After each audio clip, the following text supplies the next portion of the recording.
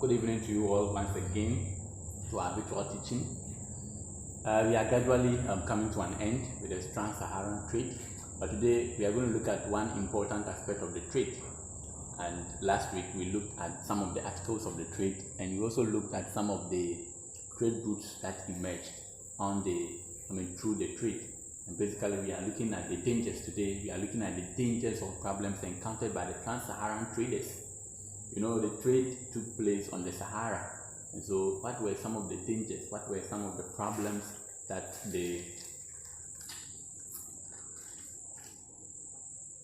traders encountered on the Sahara?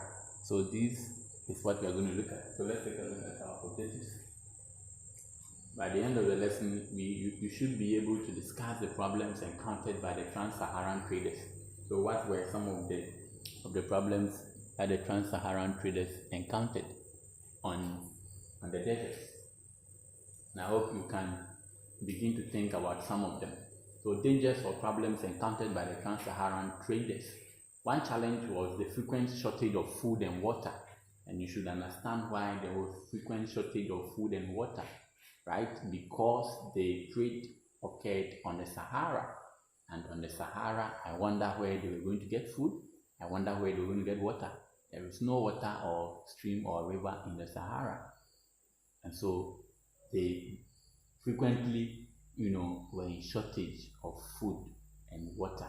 So the most challenging problem encountered by the caravan traders was how to get food and water in the desert. This was as a result of the fact that the Sahara Desert was very dry. Besides, it was extremely difficult to grow adequate food crops to provide food for the traders and their camels. For this reason, the traders were obliged to carry along food and water on the journey. However, the food and water could get finished before reaching their destination. This is clear, and by way of solving the frequent shortage of food, they have to provide or add in addition foods on their caravan. But we are saying that the food could get finished even before they reached their destination. So constantly they were thirsty, they were hungry as well, and that was one of the challenges or the problems that the West African the traders in the Trans-Saharan trade encountered.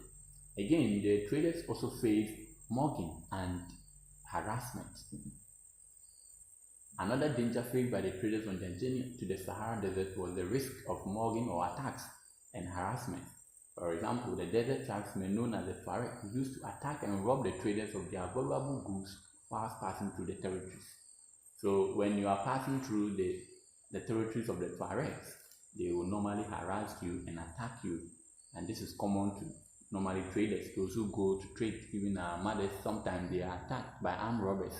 And so you can equate that the armed robbers on the Sahara were the Tuaregs, and they were constantly attacking and robbing the West African traders. And so that was also one of the traders, some of the problems that the West African that the Berber traders encountered on the Sahara. Let's take a look at more of them. Now, they also encountered sandstorms and poor visibility.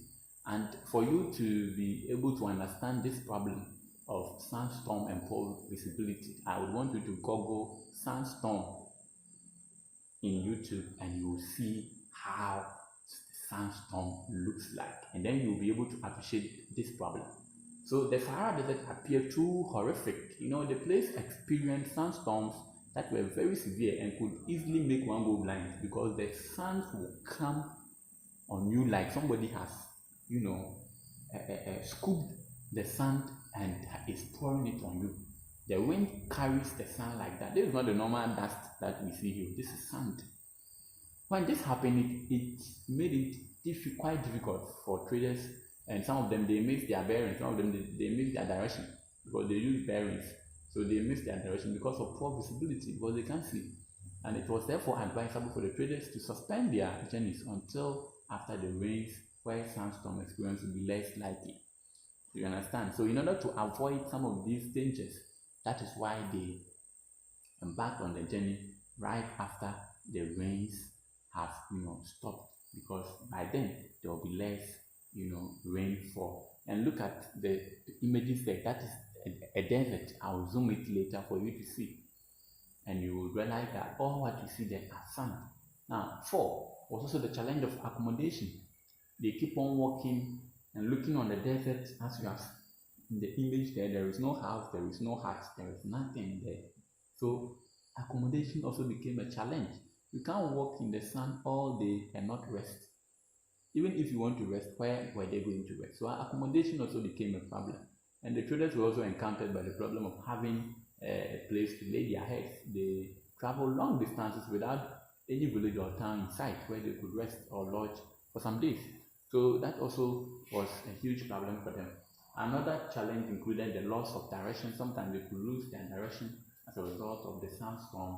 They could also be attacked by desert snakes. You can also add that.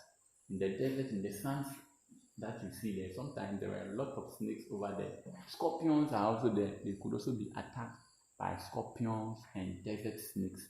And these were very, very dangerous, because if you are attacked by a snake or a scorpion, of course, obviously, you cannot be able to embark on your